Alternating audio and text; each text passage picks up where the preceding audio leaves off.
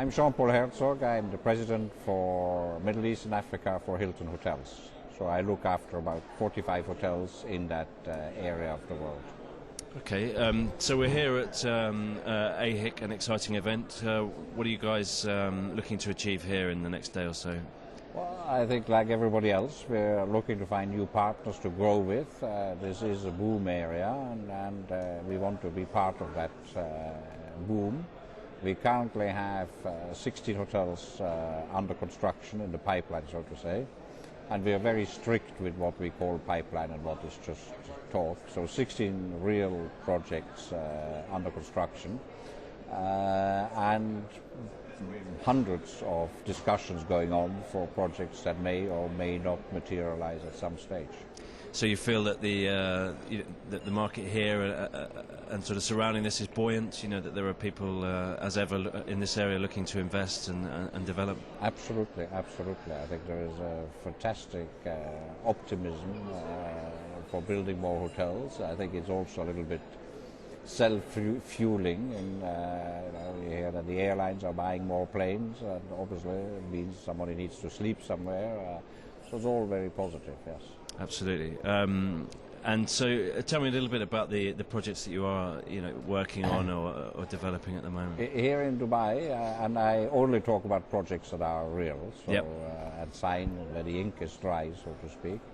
Here in Dubai we have a Conrad under construction on the Sheikh Zayed Road. We have another Conrad under construction in Abu Dhabi on the Corniche. So these are fantastic, prestigious projects that will open sometime in 2010.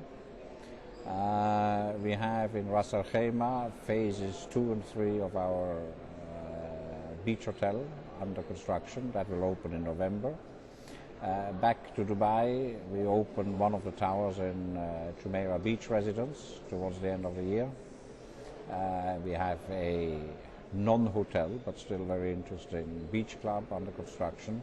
So there's something going on everywhere. Doha we're constructing, Luxor we're reopening with a spa. Okay, so I mean, obviously you've got a lot of projects in development. As you say, there's a very positive kind of vibe here. Are there any obstacles that you face in the development of these projects, or indeed in the planning of new ones? Well, it's never easy, If it was easy, I probably wouldn't need to be here. But no serious obstacle. There is the constant pressure. What conditions do we offer? What is the investor willing to give? But nothing truly serious.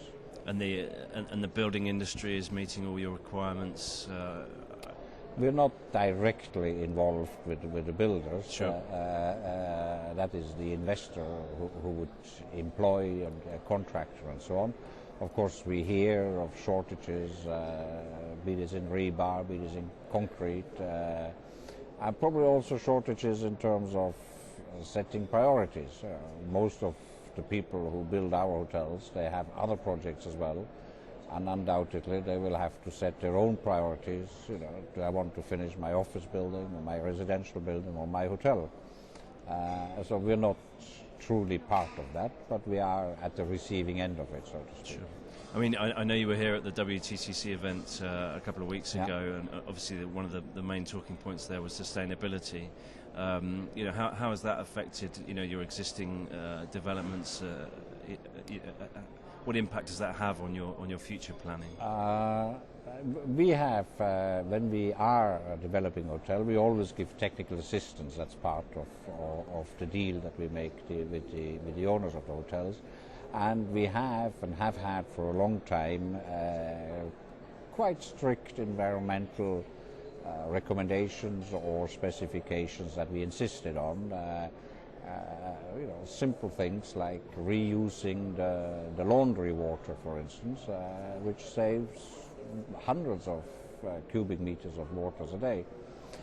So all of this we let flow in. We have, that is newer here in this part of the world, also legislation catching up with environmental and sustainable issues. And they are actually very advanced and very, very good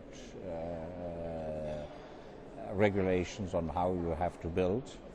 And then on top of all that, after Hilton International and Hilton Corporation merged, we will now, on June 5, on United Nations World Day, we will launch our combined new and I believe very powerful environmental initiative for Hilton hotels worldwide. Wow. So I suppose just finally, one of the issues that's undoubtedly going to be discussed here is the global downturn and the credit crisis in the US. Is this region, I guess, compared to your Hilton colleagues in other regions of the world, is this region, do you think, able to sidestep those problems? Will it be able to sidestep those problems? Probably not entirely, but I think we're probably more immune than other people that are a bit closer to this crisis.